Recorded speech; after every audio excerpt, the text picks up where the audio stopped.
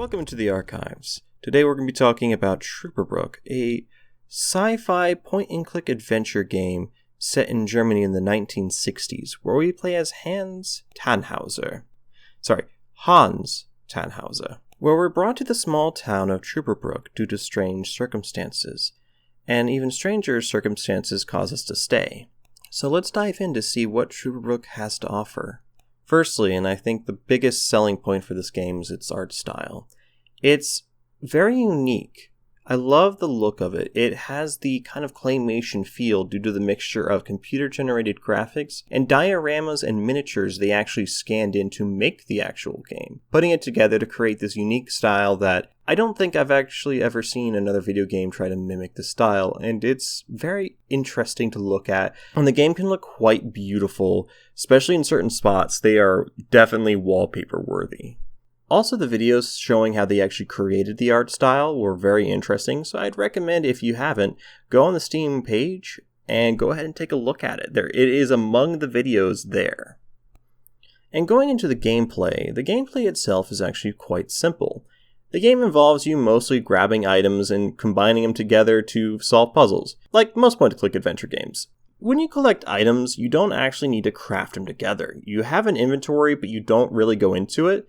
What you do is when you collect items and you need to combine them for a situation, for example, let's say to make a blow dart, you have to just grab the tube, grab the dart, and anything else you want to add to the blow dart. You walk to the location where you're going to need to make it, and as you select the item, it'll have the items actually highlighted together, so that way it crafts it for you. No need to really think about how you should put something together, which does make most of the puzzles here fairly simple.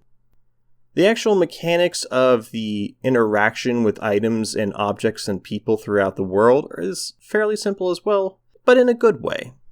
You have a radial menu that lets you see, touch, inventory, and talk. So pretty straightforward and able to interact with most things in the world. And if you're like me, as long as you interact with everything, most of the puzzles and the game will flow really smoothly. Now to dive into the meat of this game, the story and its people. The main story and the reason you're here in Truberbrook involves you interacting with multiple citizens in Truberbrook and finding objects to help continue on the quest. Now, the overall story is pretty good, but for me, I felt like the interesting part of the game was actually just talking with the people of Truberbrook. The people that you meet on the way and actually talking with them and finding out more about the town was what I enjoyed most about it than the actual story. Not to say the story is bad, it's just this is what I personally enjoyed. I enjoyed learning about the characters and the silly jokes that they throw in. This game really likes to focus in on the humor and has a lot of references to different sci-fi media all over the place. The game does do a lot of references that you might be afraid that you may not understand, but don't worry. As long as you have a general understanding of most of the popular media, you should be fine. The game says it's gotten its inspiration from Twin Peaks and the X-Files, which I have seen neither, which might be a crime. Don't shoot me.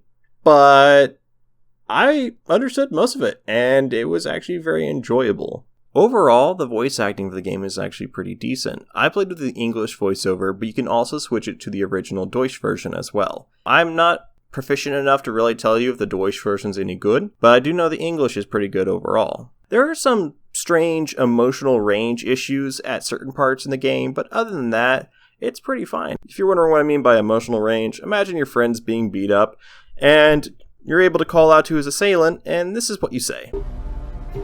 Stop it. Stop it. I know. But other than that, most of the voice acting is fairly good, and not too many issues here. So the game sounds pretty good overall. What's the downside? It's honestly, there's one big glaring point that would probably turn off a lot of people about this game. The game can actually be fairly slow, which is kind of weird to say considering that the playtime of the game is not that very high.